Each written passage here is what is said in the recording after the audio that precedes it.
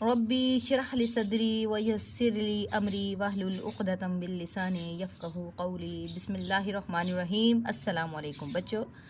जी बच्चों, आपका उर्दू का पीरियड स्टार्ट हो रहा है जी। तो क्या हाल चाल है? अल्लाह तबारक व तआला आपको सेहत व सलामती के साथ रखे।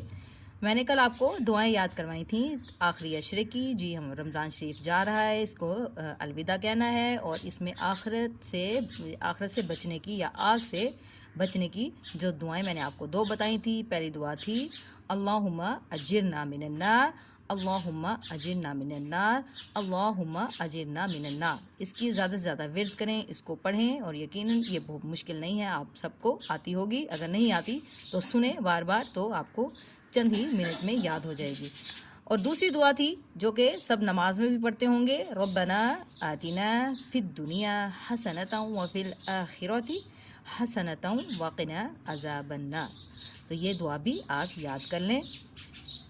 तो जी बच्चों, उर्दू कल आपने काम किया था जी। कल हमने पढ़ा था, मजमून हम करवाया था नज़्म व ज़ब्त की अहमियत। जी, बहुत कम बच्चों ने वीडियो देखी। मैंने उस पर बहुत ज़्यादा मेहनत की थी और ज़्यादा से ज़्यादा 4 या 5 बच्चों ने वीडियो देखी है।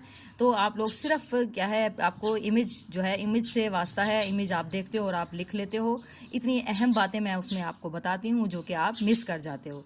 तो आज तो हम करने जा रहे हैं उर्दू ग्रामर का ही काम, क्योंकि आपका पीछे सिर्फ एक चैप्टर रह गया है, वो इंशाल्लाह हम कल या परसों स्टार्ट कर देंगे।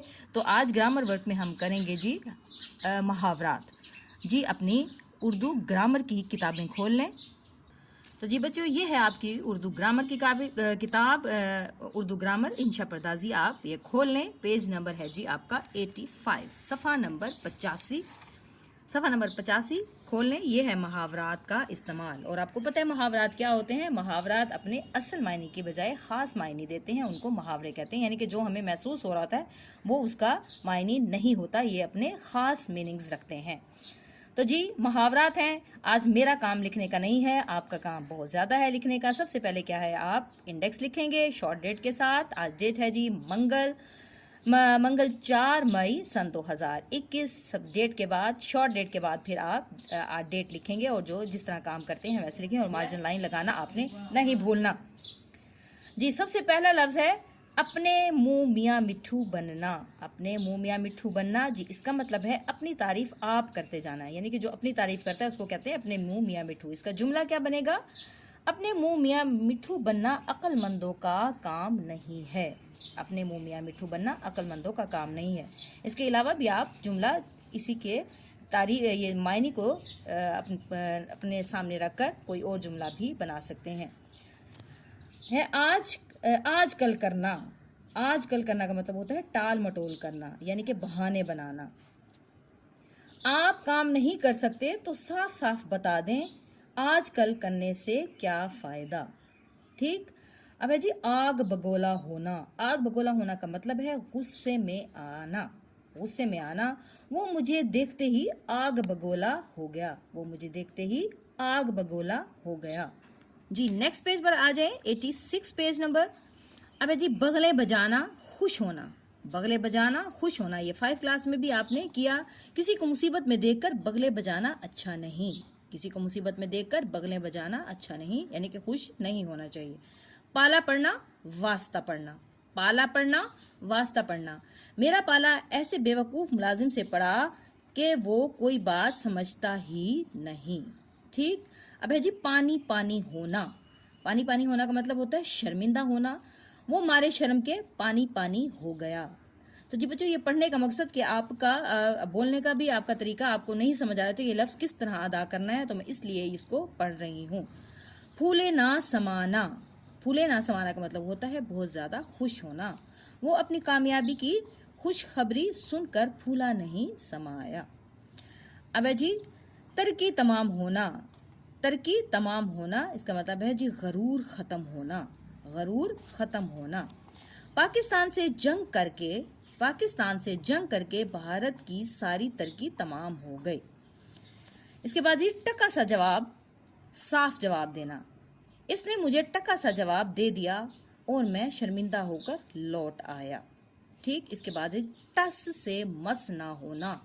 टस से मस ना होना यानी कि असर ना होना, ढिठाईपन जिसको कहते हैं। मैंने उसे बहुत समझाया मगर वो टस से मस ना हुआ। जी बच्चों, ये 10 अल्फाज हैं, मुहावरात हैं, इनको आपने लिखना है अपनी उर्दू ग्रामर की कॉपी पे और इसको याद भी करना है। अब आपका है जी होमवर्क ले लें। क्या है जी, मैंने कहा था कि मेरा लिखने का काम नहीं है, तो आप इस दफ़ा लिखेंगे। तो अब है जी कहानी, जैसी करनी वैसी भरनी, यानी जैसा करोगे वैसा भरोगे।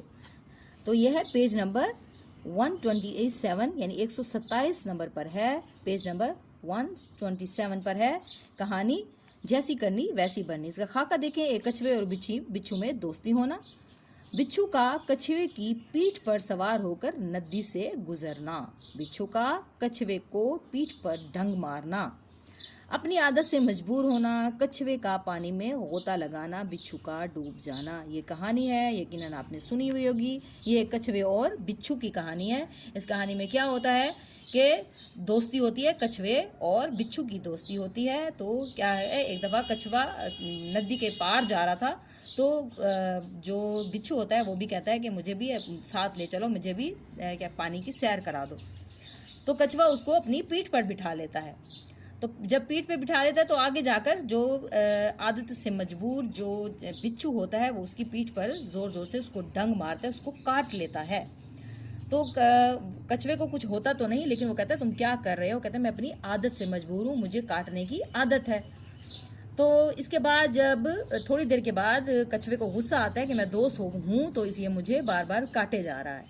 तो इसके बाद क्या है, कछुआ पानी में ज़ोर ज़ोर से गोते लगाना शुरू कर देता है, यानी कि अंदर पानी के अंदर चला जाता है। तो वो परेशान हो जाता है बिच्छू। तो वो कहता है तुम क्या कर रहे हो? कहता है मैं भी अपनी आदत से मजबूर हूँ, और वो गहरे पानी में जाता है तो बिच्छू डूबकर मर जाता है। यानी कि अगर वो उसके साथ अच्छा करता तो कछुआ भी अच्छा करता है। तो जैसा आप अच्छा करोगे तो वो आपको फल भी उसका अच्छा मिलेगा, अगर आप बुरा करोगे तो आपके साथ बुरा होगा। ये है इसका नतीजा, मॉरल।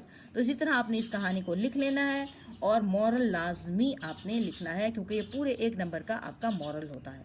ठीक है, इसको अच्छी सी हैंड राइटिंग में दोनों करें और इंडेक्स लिखना ना भूलें। ठीक है, इन दोनों को अपनी उर्दू ग्रामर की कॉपीज़ पर लिख लें। ठीक है, और फिर मुझे सेंड करें। अपना ख्याल रखें और दुआओं में याद रखें। टेक केयर, अल्लाह हाफिज़।